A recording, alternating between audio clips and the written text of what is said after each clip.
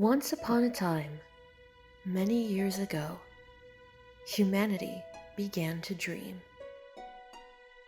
From their dreams came wishes, from their wishes came hope, and from hope came the spirits.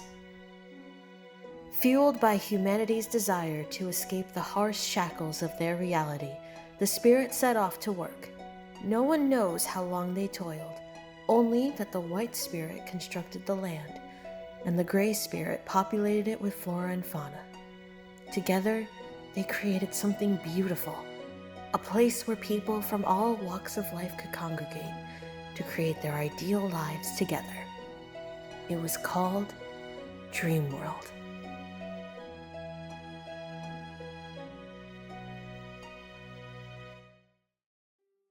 The spirits desired to construct one more thing before they retired. Leaders. Being born of humanity's wishes, these spirits knew their tendencies, and did not want their land destroyed by their impulsiveness. It took many attempts by both Grey and White Spirit alone, their excess magic pooling onto the ground below. But eventually, the two discovered that it was only when their spells combined that their own version of a man was born. These were beings of pure magic, much like the spirits themselves. Three brothers of red, green, and blue, constructed to resemble the humans they would care for, each of them having a crest on their right hand, which were the sources of their power. The spirits told the brothers their mission, to guide humanity and to shape Dreamworld into a perfect land alongside them. They also imparted a warning, that if they failed, there would be consequences, and that they will be watching their progress from beyond. With that, the spirits ascended back to the realm of nothingness, where they were born. The brothers were left alone, and the gates between the two worlds were opened. The dreamers arrived in droves. Those already in tune with the supernatural were the first to arrive. Soon after came the learned, the gifted, and the hopeless. The spirits have thus far completed their mission. Humans of all shape, size, and creed began to settle, making the dream world their new home. With the brothers as their leaders, kingdoms were soon established. The brothers were not sure what to do with the praise and reverence that the humans gave them, but fell in line to their new roles as kings regardless. Each of the kings and their kingdoms took charge of specific jobs to ensure that no one could gain more power than the other.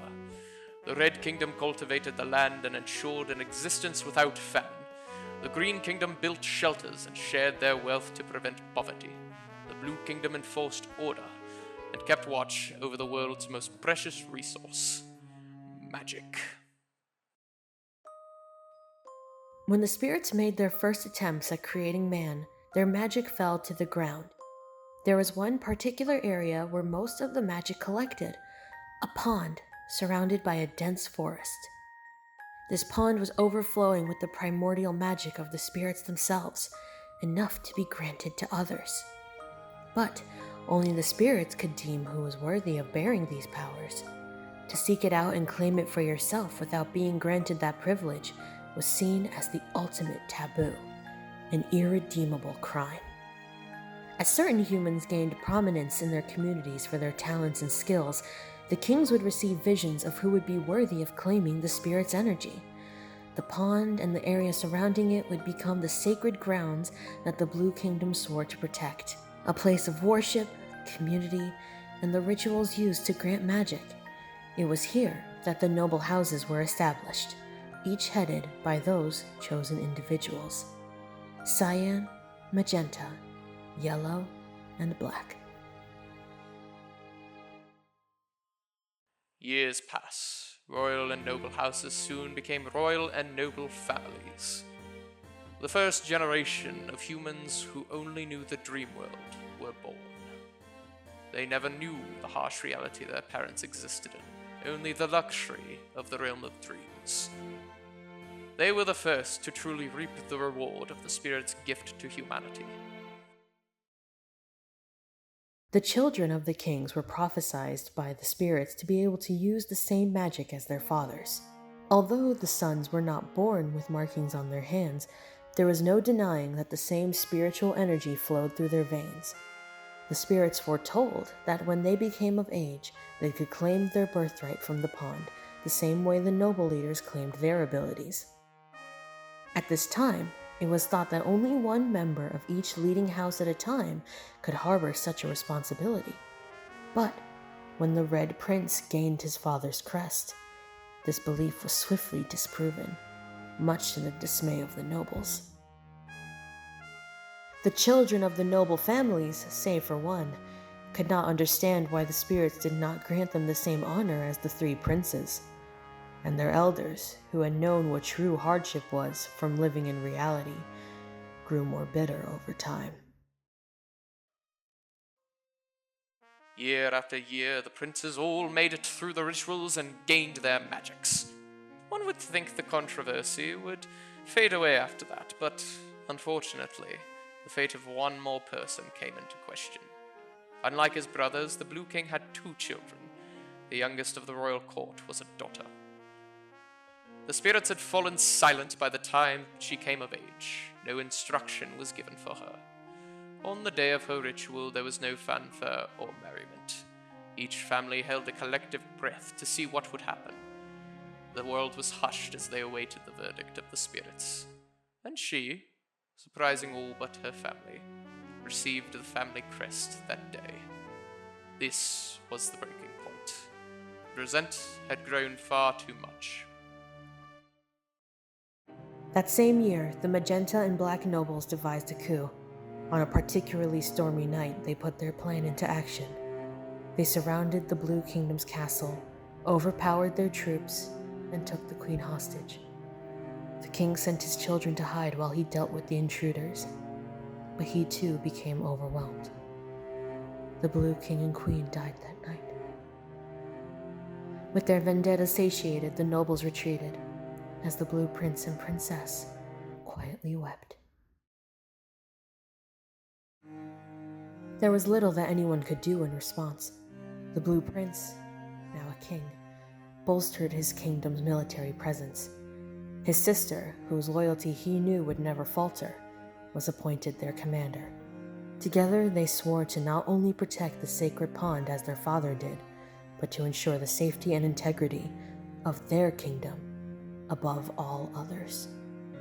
The new Blue King became a cold, feared monarch. His kingdom, once a place of togetherness and festivity, was but a husk under his rule. His army became comparable to the many militaries of reality, the first of its kind in Dreamworld, and it would be his actions that would send Dreamworld into its next era, an era of darkness. There was only one person who could melt the king's icy heart, the eldest child of the yellow nobility. She was a kind young lady who had fancied the king since childhood. Many suitors had tried to take the king's hand in marriage, but he only had eyes for her. She was his one true love. And the world knew this, and they knew that if they were to marry, they could produce an even greater heir. And as it so happened, the eldest child of the Cyan nobles had a fascination for her too. A surprise engagement was announced, the result of an agreement between the 2 noble houses, and the Blue King became furious. That night, acting on impulse and rage, the king summoned the princess and ordered her to march any and all troops to the Cyan and Yellow houses and eliminate as many as possible. They would pay greatly for even thinking they could steal his love away. Of course, she obeyed. It is unknown how, but word quickly spread through the lands of the oncoming attack. Most folks took shelter in their homes, powerless to stop what may happen. Even the Red and Green kingdoms, who were meant to work in tandem with the Blue to ensure harmony, had no time to plan against their forces. The world was quiet once more as their insidious march advanced. The Cyan and Yellow nobles, who had received the news last, were quick to action. For the first time in decades, the gates between realms were opened. To escape the consequences barreling towards them, the Cyan nobles insisted they flee first, leaving the Yellow behind to maintain the gates. The Blue King's beloved, who was about to be dragged into reality by her betrothed, broke away and quickly fled to the dense forest. Those who were unable to find refuge in reality were faced with the Blue Army. The slaughter began. Not more than an hour into the massacre, and the young lady returned, bearing the crest of the yellow nobility. It is said that in such an act of desperation, she claimed the pond's magic by herself. This would not go without retribution. Even with this new power, she too was slain by the Blue Army. As the princess surveyed the area and counted the bodies, she saw the corpse of her friend among them.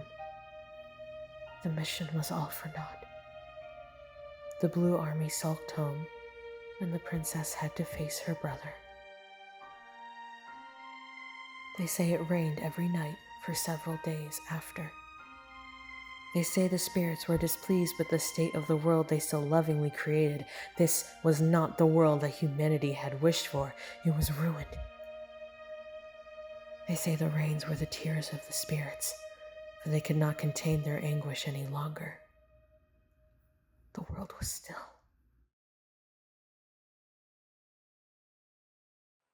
The day that the storms finally cleared was the day a new scheme was completed. In the days after the incident, the Red and Green Princes, who always worked in close tandem with each other, secretly formed a pact with the children of the Black and Magenta nobles. This alliance would not have been approved by the Red and Green kings and queens, who still saw the nobles responsible for the hardships they were all facing. The Red Prince was a natural-born leader, being the oldest of the cousins, and he had an intense sense of justice. The Green Prince was a performative young man who could bolster the will of his allies through chant and song. Together, they were able to command their fellow youth with utmost efficiency. The revolution lasted only one night. It seemed like a miracle at the time. It was a brutal battle, but in the end, the Blue King and Princess surrendered. As they looked death in the face, the princess took full responsibility for their crimes, saving her brother from execution. After a brief imprisonment, the siblings were escorted by their cousins to hastily constructed gallows early in the morning. There they stood, once the most feared people in Dreamworld, now the most dishonorable among them all. The king would be exiled for the rest of his life, but not before watching his sister's life end, right before his eyes. People wonder how the spirits allowed for all of this to happen. If they were truly all-seeing, could they not predict this outcome? Should they have opened their hearts to reality in the first place? Their motivations are unknown, for the spirits are truly above all, incomprehensible in their actions.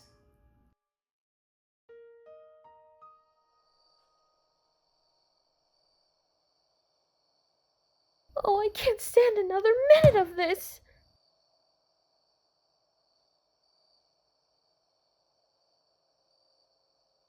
I don't know the half of what really happened.